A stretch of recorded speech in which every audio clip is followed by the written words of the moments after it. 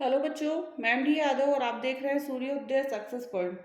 इस वीडियो में हम सॉल्व करने वाले हैं कक्षा 6 की गणित का अध्याय 2 पूर्ण संख्याएं। और उसमें जो प्रश्नावली हम करेंगे वो करेंगे 2.1। तो चलिए स्टार्ट करते हैं। इसमें एक ही प्रश्नावली है 2.1 और वही हम सॉल्व करने वाले हैं।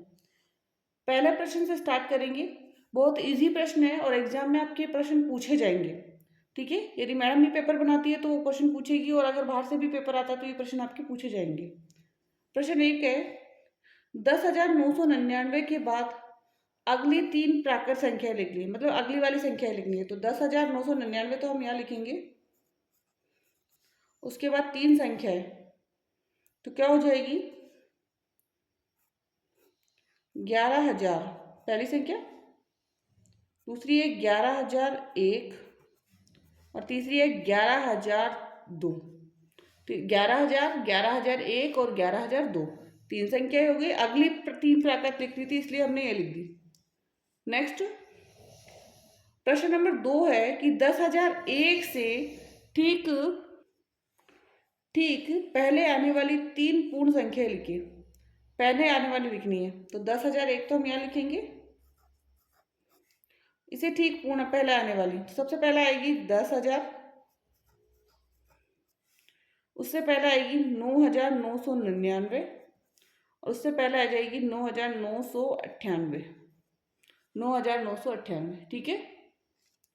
नेक्स्ट है सबसे छोटी पूर्ण संख्या कौन सी है। सबसे छोटी पूर्ण संख्या पूछा है, ध्यान रखना, 0। अगर प्राकृत पूछे तो, प्राकृत संख्या पूछे तो आंसर क्या हो जाएगा 1। अगला 32 और 53 के बीच में कितनी पूर्ण संख्या है। 32 और 53 के बीच में कितनी पूर्ण संख्या है। तो 32 के बाद 33, 33 के बाद 34, 35, 36, 37, 38, 39, 40, 40, 41, 42, 43, 44, 45, 46, 47, 48, 49, 50, 51 और 52। कितनी संख्या है। 1 2 3 4 5 6 7 8 9 10 11 13 14 15 16 17 18 19 20। टोटल संख्या कितनी हो गई 20 संख्या। ऐसे भी नहीं गिनना हो तो आपको 53 में से 32 घटाइए, कितना आया था 21 आएगा। 21 से एक कम कर दीजिए, आंसर कितना आ जाएगा 20 संख्या। के बीच में कितनी संख्या है 20 संख्या। अगला निम्न के परवर्ती है, परवर्ती मतलब बाद की संख्या। तो यहाँ पर है 24,40,701, तो इसके बाद में आएगी 24,40,702। इधर आ जाएगी 1,01,199, तो बाद की संख्या आएगी 1,02,00। 1,00,000 कितनी आ जाएगी 200। यहाँ पर है 10,99,999, तो यहाँ आ जाएगी 11,00,000। क्या आ जाएगी 11,00,000। नेक्स्ट है यहाँ पर 23,45,670 का यहाँ पे क्या आ जाएगा 71। 670 का क्या हो जाएगा 71 हो जाएगा, ठीक है। अगला निम्न के पूर्ववर्ती लिखिए। 94 का पूर्ववर्ती 93, 10,000 का 9,999, 2,08,090 का 2,08,019 और 76,54,321 का 76,54,320। ठीक है, ये हो गई परवर्ती और पूर्ववर्ती।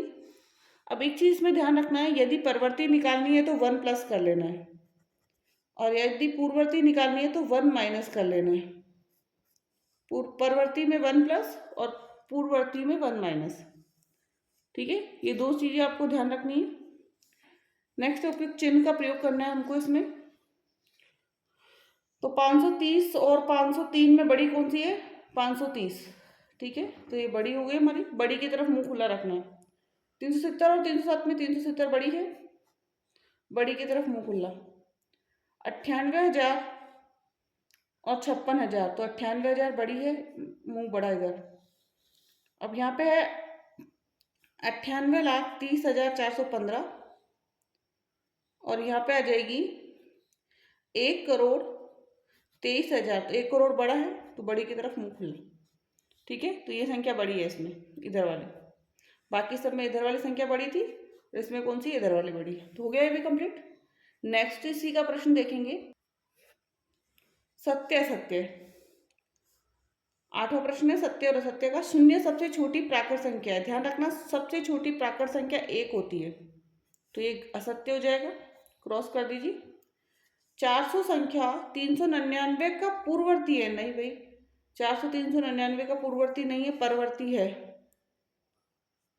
400 संख्या 399 का पूर्ववर्ती नहीं है, ये भी क्रॉस। शून्य सबसे छोटी पूर्ण संख्या है, हाँ ये सही है। 600 संख्या 599 का परवर्ती है, 599 का परवर्ती, यस। सभी प्राकृत संख्याएं पूर्ण संख्या होती है, ये सही है। सभी पूर्ण संख्या प्राकृत संख्या नहीं होती, क्योंकि जो पूर्ण संख्या में जीरो भी शामिल होता है, इसमें नहीं होता है। इसमें जीरो शामिल होता है, इसमें नहीं होता है। नेक्स्ट, 2 अंकों की पूर्ण संख्या का पूर्ववर्ती अंक 1 अंक की संख्या कभी नहीं हो सकती। अब 2 अंकों की पूर्ण संख्या, जैसे मान लेते हैं 10 है हमारा, और इसका जो पूर्ववर्ती है वो 9 होगा, तो ये बोल रहा है 1 अंक संख्या कभी भी नहीं हो सकती, ये तो गलत हो गया ना, है 10 का 9 हो जाएगा।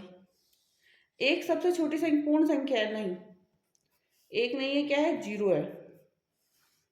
नेक्स्ट, प्राकृत संख्या 1 का कोई पूर्ववर्ती नहीं होता, प्राकृत संख्या 1 का कोई पूर्ववर्ती नहीं होता, ये सही है। पूर्ण संख्या 1 का कोई पूर्ववर्ती नहीं होता, ये गलत है, क्योंकि इसका होता है 0।